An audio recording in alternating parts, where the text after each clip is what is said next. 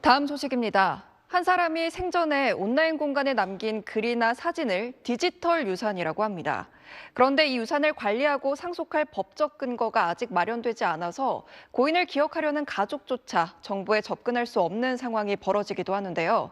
오늘 이 문제를 해결할 법안이 발의됐는데 먼저 이성훈 기자가 단독 취재한 내용 보시고 궁금한 점 더 알아보겠습니다. 지난해 천안함 46 용사의 유족 가운데 34명이 싸이월드에 디지털 유산 상속을 신청했습니다. 떠난 가족의 생전 흔적을 조금이라도 더 복원하고 싶었지만 전체 공개로 설정된 사진을 넘겨받은 25명 외에 9명은 아무것도 받을 수 없었습니다. 고인이 생전에 일촌 공개나 비공개로 제한한 게시물을 제공할 경우 개인정보보호법 위반 소지가 있기 때문입니다. 좀 상심이 크셨던 분들도 많이 있었고 갑자기 자식이나 남편, 아버지를 잃은 유가족들 입장에서는 굉장히 절실했던 거죠.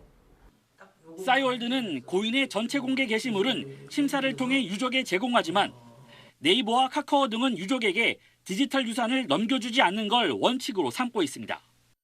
이용자가 숨지면 가족조차도 접근할 방법이 사라지는 셈인데 상속의 길을 열어줄 정보통신망법 개정안, 이른바 디지털 유산법이 오늘 발의됐습니다. 해당 법안은 정보통신 서비스 이용자가 사망하면 서비스 제공자가 계정을 휴면으로 설정하고 이용자가 사전에 정한 방식으로 유산을 처리할 수 있게끔 하는 걸 핵심으로 합니다. 약관으로 미리 자신의 디지털 유산을 상속할지, 상속한다면 누구에게 할지 등을 정하는 겁니다. 디지털 유산의 승계 여부와 범위를 이용자와 서비스 제공자가 함께 결정할 수 있도록 법적 근거를 마련했습니다. 다만 디지털 유산 상속자가 고인 명의로 새로운 정보를 작성하거나 유통하지 못하도록 해 악용 가능성을 차단했습니다. 네, 이성훈 기자 나와 있습니다.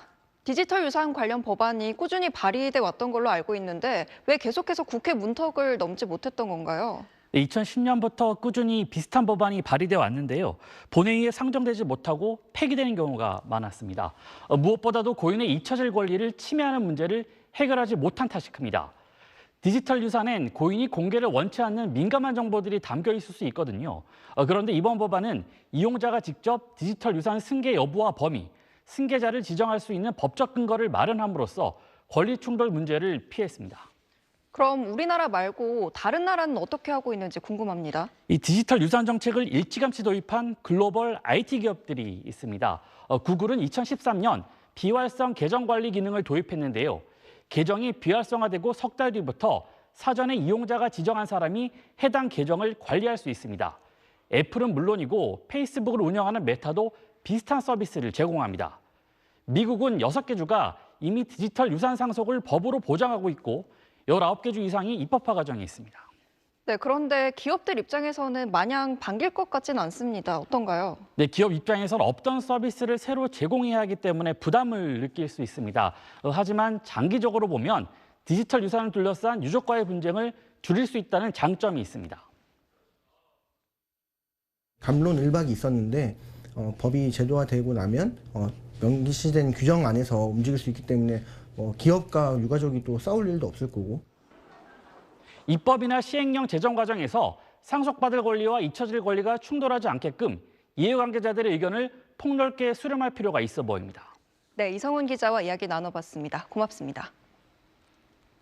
네, 안녕하십니까, 김현우입니다. 더 많은 뉴스와 라이브 이벤트를 보고 싶으시면 화면 오른쪽을 눌러서 구독해 보시길 바라겠습니다. 또 저희 SBS 앱을 다운로드 하시면 속보 알림도 받아보실 수 있습니다. 항상 저희 SBS 뉴스를 시청해 주셔서 대단히 고맙습니다.